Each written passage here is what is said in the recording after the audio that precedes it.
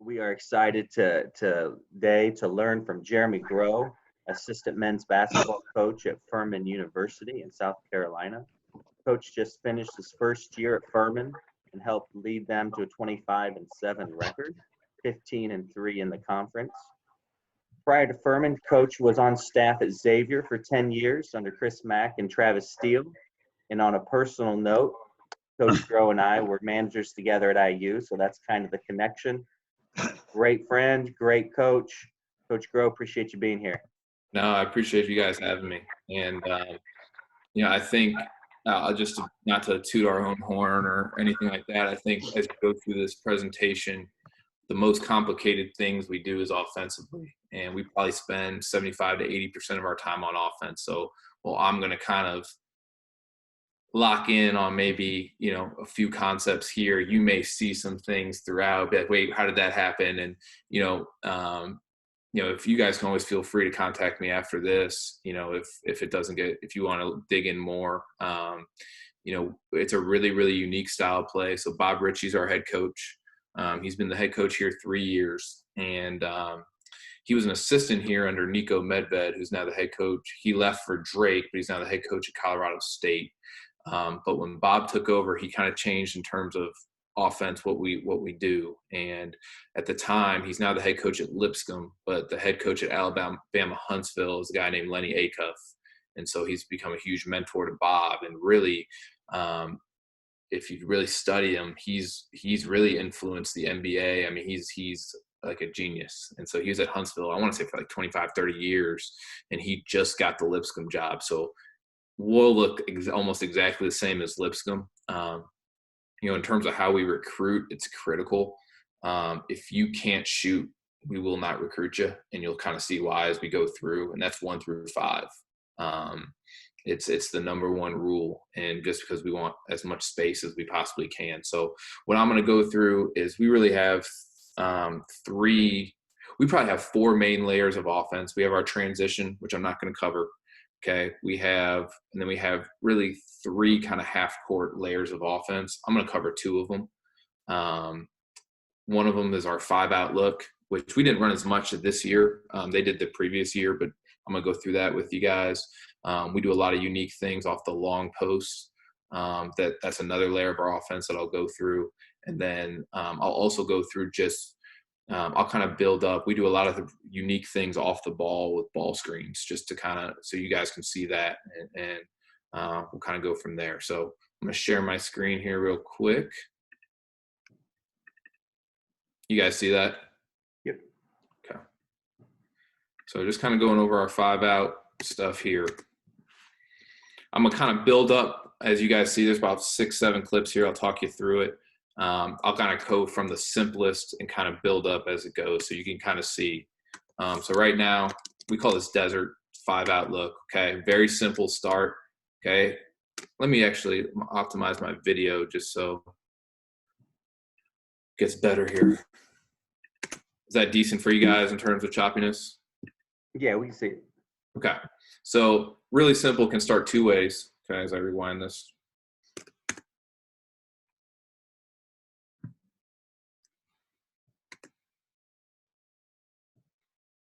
Okay, so you can see my mouse, I assume. So either, this is our point guard here. He brought the ball up the floor. It can either start with an immediate screen away, or he can reverse it like he does here now. And so these first couple clips are 5-out just in the simplest form. Okay, you can see here we've got. Let me just minimize this so I can. Okay, you got corners filled, just true 5-out here. Okay. Just a quick screen away into what we call a step up, and we're playing from there, okay? And everything we do, and this is going to all flow together in our ball screen concepts, and this is our 5-man right here. We call it RPO. He can roll or pop. He's got an option on every single time he sets a screen. A lot of times through scouting, we may kind of tell our guys on the front end, hey, we're going to roll more this game. We're going to pop more this game. But really, these guys have the option either way. Okay, so he sets this. He just sets a step up, get this defense in rotation, and we're playing. Okay, so that's desert as its simplest form. We're going to build up here. This one is just an immediate pin. Okay. Same thing, step up. Okay, on this one, you see our 5-man pops. I'm gonna get into this action here a little later, but we call this cut the pop. Okay. So as you look and see what happens, and I'm gonna break this down for you, like I said, a little bit later. As this happens, you see this kid from Elon, he's going to take this pick and pop since they didn't switch this ball screen, right? Well, as soon as that happens, I'm gonna break this down for you guys later, even more like I said, but our guards or our whole team is conditioned. If this guy goes to stunt, he is gone, okay? So that just roll pop option, he cuts it. We'll break that down here a little bit. Same thing, just a quick screen away. He pops it, same idea here. This kid right here went to go stunt just a little bit. And our guys know that if that happens, they are gone. They cut that thing every time on all pops. Okay, on this now, what happens if you can't get the screen away, right? Well, really all our layers of offense, every time there's a screen away, our players have the option to, okay, they can back cut this, they can curl this, and then we're not going to cover this flow game, but they can also take a handoff, okay? In the 5-out desert, they don't really have that option. But so essentially in desert, our 5-out, those are their two options. They can back cut this screen away, they can curl it, and I guess they could really straight cut it in desert too, which would be like taking it, okay? So here, Jordan Lyons, he's coming off, he's going to curl it. So now we hit the 5, okay? And at this point, he's playing. He can give this ball right back, okay? He can keep it and throw behind, which I think this is what this clip is here.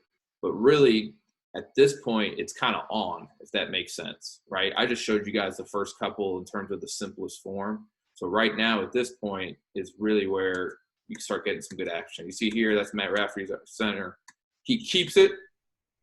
Now he throws it, and you can kind of get this spread ball screen look, and you're playing. You see that? It just kind of creates some misdirection. Same thing here. He curls it. Okay. He keeps it again. On this side, Andrew Brown, he came out opposite side, right? So this creates this empty corner ball screen. It's just a different look. Same idea. Okay.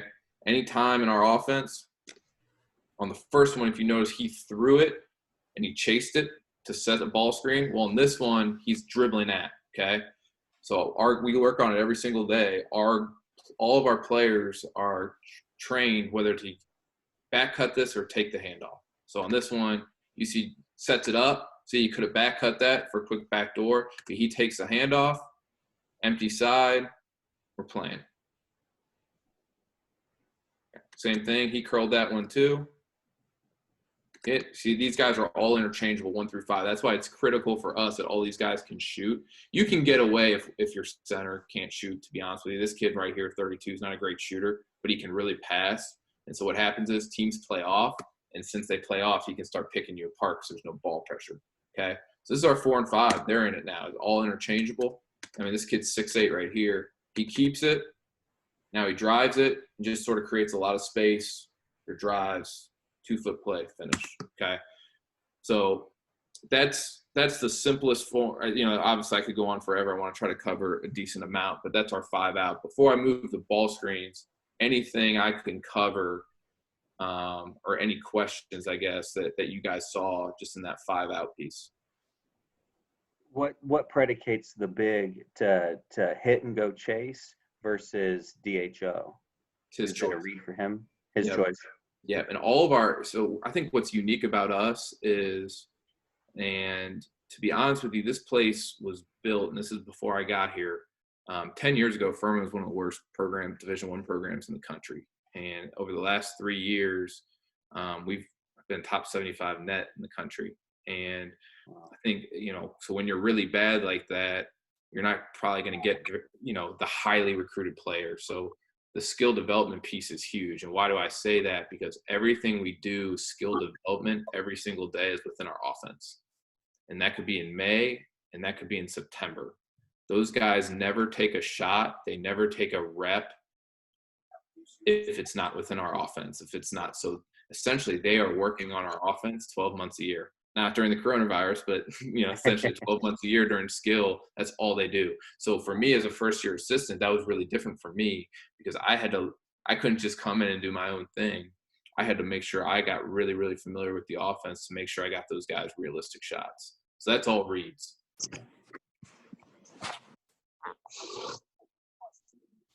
Anybody else? Yeah. I'll go into some of our ball screen concepts here. Same way I did it before. I'll probably start with the simplest form, stuff you guys see every day, and then kind of build up in terms of different things we'll do off of it. Open, that's what we call it. Spread ball screen, same thing. 4 guys around the perimeter. See right here, this is kind of in transition. Close my screen here. I have a drag screen. Okay, very simple. You guys see this every day. This guy fills behind, throw back. It's the way we post the ball a lot. Okay, very simple. You guys see that stuff every day. That this kid number 0, our guys are trained to cut like constantly. If their defender loses vision, our guys are constantly cutting. You can see right here, this is Bo Hodges. He loses vision, just sort of staring. So our kid cuts, just how they're trained. But very simple action, right? We all see that. Okay, I talked about that RPO, roll pop option. Okay, our 4s and 5s, when they set, they can either roll or pop anything. It's their choice. So just really simple, same look. He pops this one, shot. Okay, if you notice, okay, Loyola right here, this kid number 30, we talked about, and we'll talk about cutting the pop here in a little bit. This kid didn't stunt, so our kid stayed, right? So, which created an open shot. Okay, now I talked about our guys are constantly trained and taught that if your guy either tries to deny you or he loses vision, you're cutting it. So this is a really simple, right here, our center here, he slips this, okay? We're playing. See this kid for Charleston Southern, he comes out and tries to deny, just dribble at. It's kind of what I talked about earlier, when you asked in terms of, or when I was talking about the desert, right? The kid, number 23, he had the option to come and take the handoff or backdoor, same idea. And we do a lot of this stuff off the ball and ball screens. He tries to deny, boom, he's gone, layup.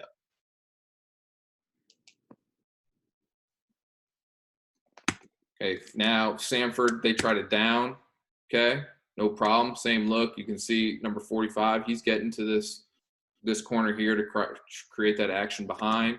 He pops it, okay? Watch what happens here. As he pops, 23, he's going to cut through. And now there's this kid. He's not a great shooter. He probably shoots about 30%, but he is really good off a closeout. And so when you cut through like this off the pop, you're creating either a wide open shot because there's no stunt, or you're just creating a really long closeout if they're not going to switch him, okay? Puts guys in closeouts constantly. Same idea.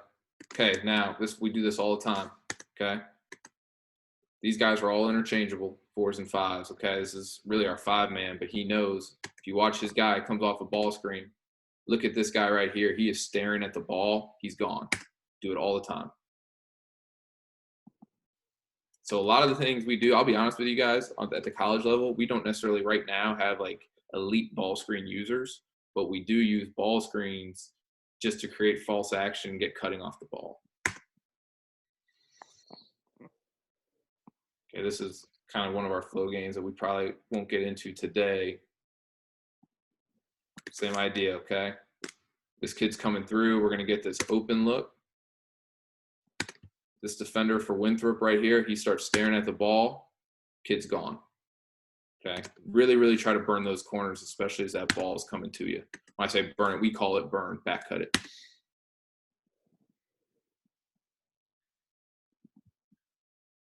Okay, here it is, same look. Okay, guy in the corner, this is all filled. Okay, this is the one non-shooter on our roster. Okay, so what we constantly try to do is his guy always loads up in ball screens. Okay, so what we do is we're always trying to create some false action. We'll have him, usually if he ends up the top of this pair right here, he knows that he needs to dive to loosen this whole thing up, and you'll see what happens. He dives, his guy drops, it just creates a little bit of a driving angle. So that's in terms of a spread ball screen. We call it open. Trips, clear. We call it trips, cleared side. You guys have seen all this stuff. We get to this a lot of different ways within our offense. Okay, this is just a little bit of a set play that we run that gets to it. Okay, this is it in its simplest form. You guys have all seen this, right? 3 guys. We call this the fence. There's 3 guys along here. Ball screen, cleared side, roll, finish. Okay, we've all seen that. We work a lot on getting baseline off of this stuff, and we really teach who's supposed to cut. Here, we get a reject right here. It's not always the case. In a perfect world, we tell these guys, if all 3 of these guys are set, the second guy over here on a reject, he's cutting, because a lot of times this guy will sort of stay behind and he'll pop this, okay? I think because 45 hadn't made it to the corner yet, this is why number 10 ends up cutting on this clip.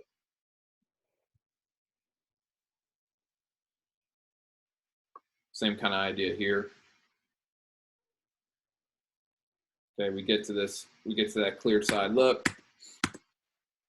This kid, to be honest with you, kind of messed up the spacing. He's our non-shooter, like I talked about. He's constantly trying to cut to create action because he knows they load up. But really, as this thing's set, this is the guy we tell to cut. And you see he's the one that gets the layup. Okay, talk more about that cut the pop, which I talked about. Okay, a couple things we do. Okay, so he comes off. Kind of skipped on me. Okay, so 10 comes off this ball screen. Okay. You see right now, he drags Loyola's big all the way over here. The number 1, he was originally guarding here. He's coming over to take this. This kid's made a 3 already. You know, he can drive. He wants to take this. So what we do on this, 45, he's gone. And the pass isn't delivered great, but you can see he cuts this and 1.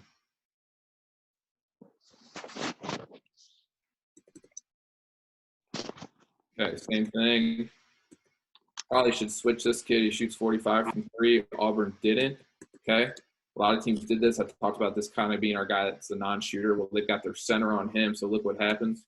He comes through, got the center, 0 cuts the pop, takes him off, and it's essentially a tee up 3 for 45.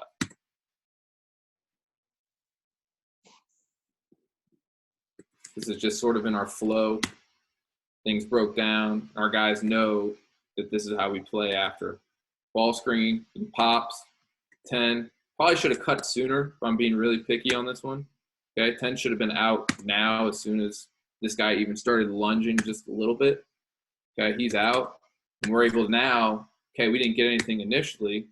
Well, now we're able to throw it, face it, ball screen, not the cleanest. Get our little reject, and we're playing just to create movement, constantly creating movement. And sometimes when we cut the pop, it may not be that first action that gets it. It may cause some movement for the second action and just allows for quicker ball reversal, more space. This is kind of a play we have that cuts it. Okay. Right here, this kid cuts it. Okay, he's out. Now it just creates more space to drive. They didn't switch the ball screen, just creates a closeout for our guys. So that's some ball screen concepts. Any questions there? Anything you guys saw? All right. So we call this the porch long post, okay? It's the same kind of idea where I'm going to build up. It's very unique. It takes a lot of time to work on. I'll kind of give you guys the base and try to talk through it slowly. It's just essentially different cuts off the long post. We'll get to it a lot in transition.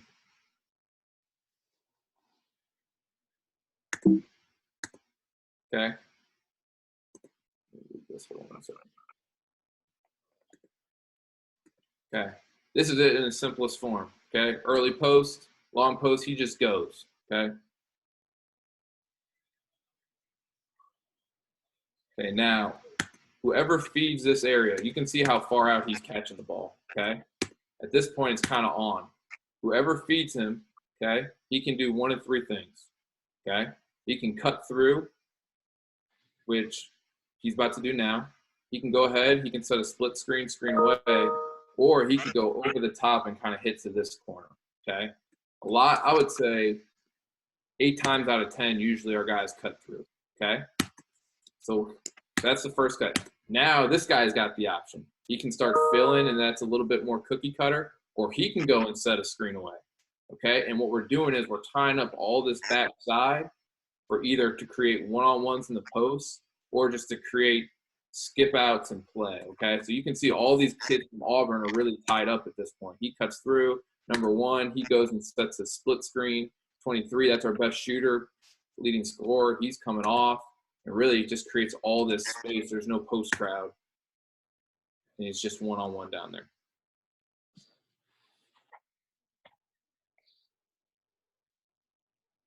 Same thing, kind of settles out there. Number 3, on this one, he goes and sets a split screen right away. He comes off. Number 4, he's patient down there. You can see even now, this guy's the bottom. He goes and sets this weak side flare, okay? We let these 2 guys over here really play with it. And I'm going to build up. You guys will see in a second where we get a lot. But he ties this kid up. Now it's just like I said, once again, it's one-on-one in the post down there. There is no crowd. It just creates a lot of confusion, especially because all these guys can shoot out on the perimeter. Another really kind of simple one, sort of open ball screen, throw it back, throw it in. Now we're playing. Count this one. He burned through, he filled. We prefer our guys not to do it, but they do have the option, okay? See right here, number 0, he's going to what we call 2-cut. He's going to create this cut just to create a little bit of confusion over here, okay? Well, now because this guy filled, look at 32, that's a tee up 3.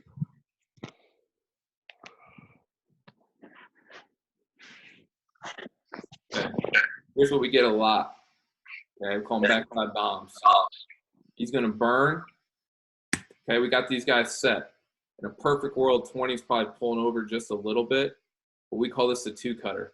Okay, and so this guy's going to cut, and our post players who end up in here, we use the term hit the cutter, throw behind the cutter a lot in our offense. Okay, and so this is huge here because what he's reading is, what is this kid going to do? Okay, so when he cuts, is he going to go out with his man? And so I'm going to hit this kid for a layup, or is he going to help on the cut where I can skip it for a 3? He cuts in. See, his guy never leaves the paint. The tee up 3.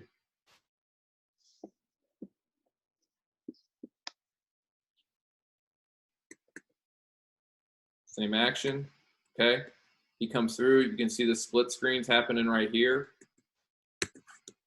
As this guy cuts through, 2-cutter, the guy who's over here, he's going to cut through. It's actually the same 2 kids. He goes and cuts, kind of screens them in a little bit, get that backside action.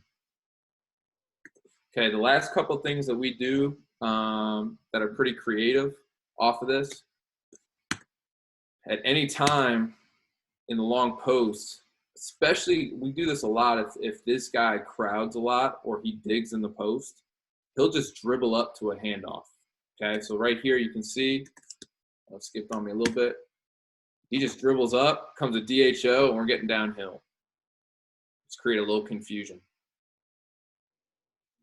We get another one over here. Okay, we hit, watch this. Now on this one, this is really good. He cuts through. The next guy over, it's our 4-man. He knows that he should probably set a split screen rather than try to come and crowd this thing up. So he sets a screen. We'll just dribble. So just so you guys know personnel, number 20 right here, we tell him to do this almost every time because reality, he's not there yet in his development where he's really scoring down there. The kid right here, number 4, can really score from the post, right? So we try to get this a lot. And so we turn the split screen into a handoff. Watch. He dribbles up the floor, and now it's just, can he beat the big down the corner, down the edge? Okay. I know Jeremy had asked me about ATOs, and so I think it's twofold. You can kind of see the layers of our offense. It's funny. We actually have a running joke on our staff because we see it too on Synergy that we're the #1 ATO team in the country.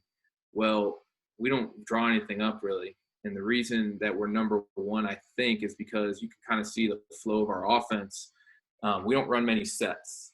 And so essentially all we're doing out of a timeout is we're more or less just called a set that we always have. And it's nothing crazy. It's nothing, so what happens is a lot of our sets are within our flow game. So they make it look like our flow game, and then we're going to attack something. And so I don't, I wish I had more for you guys in terms of that. I don't know if you guys just wanted to watch all of our set plays. But I'm really fortunate. Coach Ritchie allows me to install and call underneath out of bounds plays during the games. And so he does allow me to go get a little creative. So I'll just show you guys two big ones for us. One actually, can't believe he let me call it, and it helped us and won us the game. We'll see in a second, but kind of what I look for in terms of underneath, if I'm going to draw ATO, why, and so I got 2 clips here, and I can kind of get you guys more, but usually I'll know this going into a game. Our team would have seen it. So it's not going to be, hey, off the cuff, we're going to do it. I would have gone through this during walkthrough, but we hadn't ran this one time all year. This is the best shooter right here in the whole league.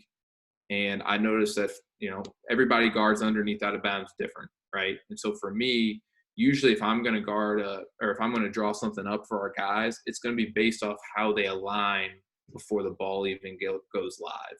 All right. That's what I'm going to look to pick on.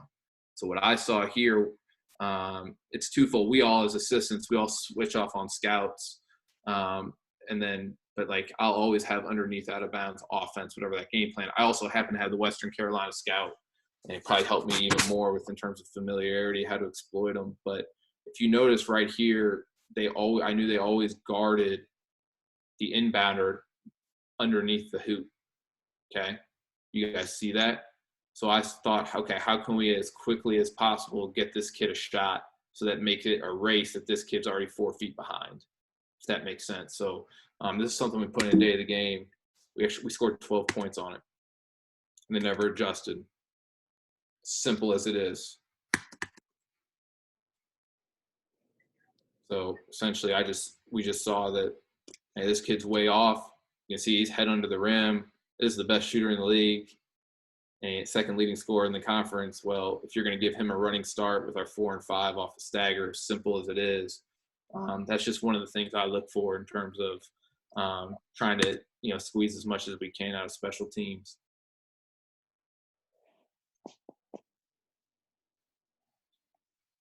Last one, honestly, this is something I was fortunate enough. Jeremy talked about it. I worked for Chris Mack for 9 years. He's probably the best in the country. I think he's best in the country in terms of grabbing a clipboard and then getting 2 easy points. It wasn't against the zone when we ran it against Seton Hall, but we did something similar to them in the Big East tournament. So VMI is the worst team in our league. You can see what these records are right now, and you can see the score. Hold on one second. I lost you guys. Can't believe he let me put it in and call it during the game, but Bob let me do it, and I called it live. And so what I saw was they went 2-3 underneath out of bounds. I think you guys could probably all get this in at your level. I knew that wherever our guys lined up, their kids were going to be above the block. Okay. I also knew there was going to be no pressure on this inbounder. Yeah, there's no one here. And then a natural reaction, I've learned this from Mac, is if the ball gets thrown in the air, immediately it's a natural reaction. Everyone's going to react to the ball, not to their man. That makes sense. So when this ball goes in, this center is immediately going to react to the ball. And as long as our guys were in sync, it was going to be a layup. So we created a little bit of false movement here. Like I said, this is our leading scorer, kind of this fake stagger right here. We cut this kid over here just to occupy this area so no one could come in late. We literally just threw the ball up and tipped it right back. So just little things, like I said, I try to look for in terms of the underneath piece. Hold on. Did I lose you guys? Yeah. So just a couple things I look for in terms of the underneath. You know, if I'm trying to exploit something, I'm always looking more so what are they doing before the ball that could put them in a bad spot. So hopefully some of that stuff helped. You know, I don't know if you guys had any questions or anything about anything or anything you saw in our offense. I'll try to help as best I can. Any questions for Coach? Hey, Coach, I've got one. Luke Yep. Hayworth here. With your long post, you said earlier in your talk that everything you do skill development wise feeds into the offense. So when you're working those long post actions, are you talking to that kid about taking that in more of a one-on-one setup? But it also looked like they were doing like more of a traditional back down, like post skills, even though they're 10, 15 feet off the block. So Our bigs, they're working on catching the ball. Okay. They're looking at, you know, in their breakdowns, okay, how am I getting from long post, crab dribbles, things like that, getting to the midline and scoring. They're working on post crowds. And our guards are actually working on those shots. So that, you know, if I coach the guards, that may be me in the long post, and we may practice, hey, cutter, skip, shot, like them lifting Okay. up. I mean, so yeah, we'll work on all of that for sure. A lot in skill. You know, our bigs work a lot in skill off that long post. A lot. okay, Heavy thank emphasis. you. Yep.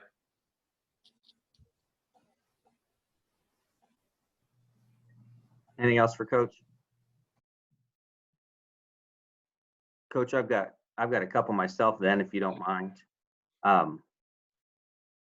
In terms of the RPO and the option that the big has, does he communicate it, or is there like a communication element as he sets it, or is it just on the guard to read it, or how does that Our work? guard will read it because obviously if he rolls it, you know, if he rolls it, then our other guys on the floor, they may fill up and things like that behind. You know, a lot of times through scouting, we may give those guys, we'll never give them absolutes, but say, hey, you know, on this one, let's try to roll this a little more tonight. Or, hey, we got a 7-footer who can't move. Let's go ahead. Let's pop this thing. Let's get him moving. You know, let's pop it. Let's cut. Let's get it to the other side of the floor, get him going in multiple actions. So our players will have a little bit of a feel through scouting what we would like, but we never give those guys absolutes. And then I'm fascinated by just the cutting, especially, you know, just as ingrained as it seems like it is, and that's something I want to employ. So I'm sure it's drilled, I'm sure it's emphasized, but it's so counterintuitive to what we do now. So like, how do you? And obviously you've only been there a year, but you know, Yeah, what's the implementation?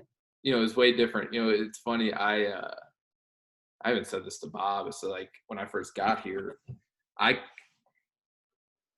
he spent his first couple of years working on concepts constantly, not necessarily here's our offense, but in summer it was dribble at, you know, we call them heat bullets. So hand cut, back cut, you know, so like hand cut would be taking it, back cut, you know, or hey, cutting the pop and all that stuff were more concepts in our offense. And he told me he spent the first 2 summers here more so than, hey, here's our offense with here's our concept. So we had a little bit of an older group last year. And so when I got here, he spent a little less time with the concepts and he spent more time on implementation of our offense. And so I know he's going to go back. We had 2 kids redshirt, and then we got 2 freshmen that are going to have a chance to play for us right away. And so I know he's going to go back kind of more conceptually than offense if we ever get back this summer. Right. But you know, we also do a lot. We'll do a lot 3-on-0 within our, you know, skill 3-on-0 skill where we're getting different shots and we're getting different like we'll you know, when you saw the rejected ball screen and the second guy, you know, we call it the fence. There's 3 guys on the opposite side, and the second guy goes. Like we'll do that in terms of 3-on-0. It may just be we may just put, hey, reject, you know, guy setting the ball screen, and we may only put one guy together, and we'll have different shots. And you know, guy rejects the ball screen, okay, he's going to land on 2, he cuts, he delivers the pass, or we may have another coach just deliver the pass, whatever it is. But we'll 3-on-0 a lot in terms of concepts with that stuff. And we'll spend, we spend probably 15 to 20 minutes, and especially in the fall in preseason, in terms of that kind of stuff. And that may 3-on-0 may be within our offense, or 3-on-0 may be concepts. So like I said, last year we did less concepts, more offense, but we would do it a little bit conceptually. But what's still amazing to me is I've been around for a year, is how when things break down for our group, because of all the work that it took before I got here, those guys, a lot of those ball screens clips you guys saw are broken plays, and they're able to constantly stay within concept and stay within synergy, which is, like I said, I'm still trying to wrap my head around all that stuff here. Yeah, for sure. I'll just keep going, and coaches, if you got questions too, jump in. I saw, and this might be just a specific action, or I don't know if it was a call or what, but it's really interesting. He comes off the ball screen, and then we call that backside guard from the corner, like the shake, the lift. And so he comes off, he hits that, and then the long post, instead of giving it to him in that post, he comes up for like a DHO, and it ended up being like a DHO keep. But is that within a concept, or is that concept? Okay. So, yeah. I mean, that seems like it'd be tough to guard. Yeah, no, our those guys, it's all within, that long post, that porch, that all that stuff is it's just we use that spread ball screen. We call it here open ball screen with the shake. We use that a lot to post the ball more than anything. And so that allows us an easy entry to kind of get to that long post concept. Gotcha. Then those guys, like I said, they're trained. It takes the long post stuff. It takes a lot of work. Mm-hmm. And it's something you really have to do live, 5-on-5. It's really hard to 5-on-0 it, because otherwise those guys don't necessarily get a feel for all the reads and things like that. Yeah. And then talk about like the Barkley, because it seems like you have guards too that obviously you got so many shooters, so they're staying home. So it's going to open up some opportunities for guards to post. Yeah.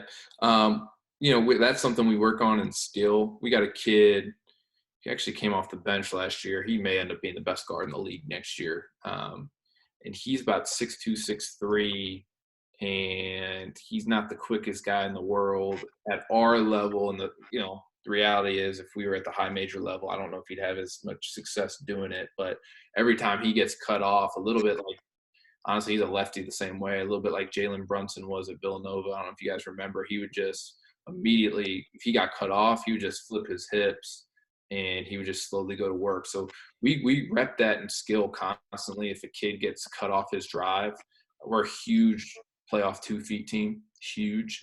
We emphasize it every single day. And that's just another way in terms of the Barkley for our guys to slow down at the end of their drives. And then it may not be for them. I mean, our guys will start going to that.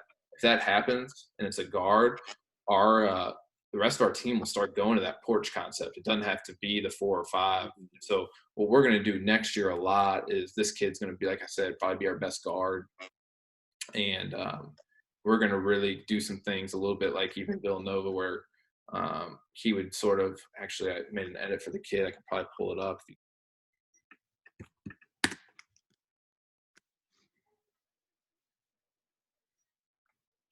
Comes off the ball screen, he just goes. And so they've got similar actions here where, they'll have not like exactly like us. We'll have movement on the post, but our guys get right into this action. I don't necessarily have those pulled right now from our team last year ready, but, here he keeps it, which a lot of the times into our other layer of offense, which I didn't necessarily get to, we'll have handoff entry. So trying to show him how we can just keep it and get into the same idea of that long post and get all this movement on the weak side and let him go one-on-one. So we got one question here. Heath Allington, really enjoyed studying your team's offense heading into this today. Love how you use your 4s and 5s to initiate your offense. A lot of high post entries, dribble handoffs, and fakes. as they're going to set a ball screen and they don't decide to pop, are you teaching them to pick and roll or pick and run? I know Coach Mack was a big pick and run guy. Yeah. You know, it's funny. You don't really address it here. Here's my philosophy. I've been around Mac. I've studied stuff myself. I think you got to know going in through scouting, how does a team guard ball screen? Okay. So if a team's going to hard head, I think you got to get out. You got to run and put as much pressure as quickly as possible. If a team, you know, you're not seeing as many flat hedges at our level anymore. But if a team flat hedges or they drop or they veer, you know, where the big is back, I think you have to screen that guy. Because if you don't eliminate the guard and you slip out, then you're going to get – so since they're dropped, that allows the other guys off the ball to match up and play one-on-one, so you don't get those guys in rotation. So the only advantage you're going to have versus a drop is if you play 2-on-2, and the only way to make it 2-on-1 is if you really hit that guard and you eliminate them. Now you hit them, you sprint roll after that, and then now you're playing 2-on-1. If your guard's physical coming off the ball screen to keep that guy on his hip, that makes sense. Yep, sure does. I think that's kind of what I try to do through scouting is I try to get a really good feel of how they're guarding ball screens, because and there's some teams that do it different ways. You know, sometimes there's some teams you play that they may guard ball screens different every game based off you. So, you know, we just try to I don't know. We try to address it with our guys on the front end so they kind of know. And if for some reason they're changing it during the game, then we'll make that adjustment. Obviously, teams can switch. You know, we'll really start slipping out against switches. Yeah, thanks, Coach. Yep. Any final questions? Good. Well, I appreciate you guys listening to me on your Wednesday. So hopefully you guys got something out of it. I'll give you guys my email if you have any other questions, and I can give you guys my number too. You always feel free to hit me up, whatever you guys need. My email is jeremy.growe, Growe, @furman.edu. And then my cell phone number is 513-478-2845. And then, Coach, if it's all right with you, we'll put this up on our website and contact info as well. And that way they can access that later. And if any questions or anything, they can reach out as well. Perfect. All right. Well, I know Steele's tonight. I told him that he's going to have a hard act to follow. So yeah, this was incredible, man. I really appreciate your preparation and obviously you demonstrated, you know, in 1 year, just the layers and everything that you guys have. I mean, it's awesome. So, yeah, you know, you want to try to I was at one place for so long, you know, you want to try to master as much as master as much as you can so that you're able to do a good enough job for your players. You know, you want to be fully confident when you're relaying the information. That's critical. You know, terminology is different, all that stuff's different. And so I really tried to make sure I knew. That was the first thing I really tried to do besides developing relationships with those guys, was try to make sure I was up to date on what was going on here. And you know, it kind of helps when your family is away for 6 weeks and you're living in your boss's basement. You can stay in the office a little longer. Not much else to do. That was one of my first priorities here, was just trying to get to know everything as best I could. That's awesome. Well, Coach, I appreciate it. Like you mentioned, we've got Travis Steele on Twitter tonight for everybody that's kind of following us. And we've got Aaron Foose at Kent State on Friday taking us through some of his offensive stuff. So we're going to sign off here. Coach, again, that was awesome. And hope you guys have a good day. All right, guys. Take care.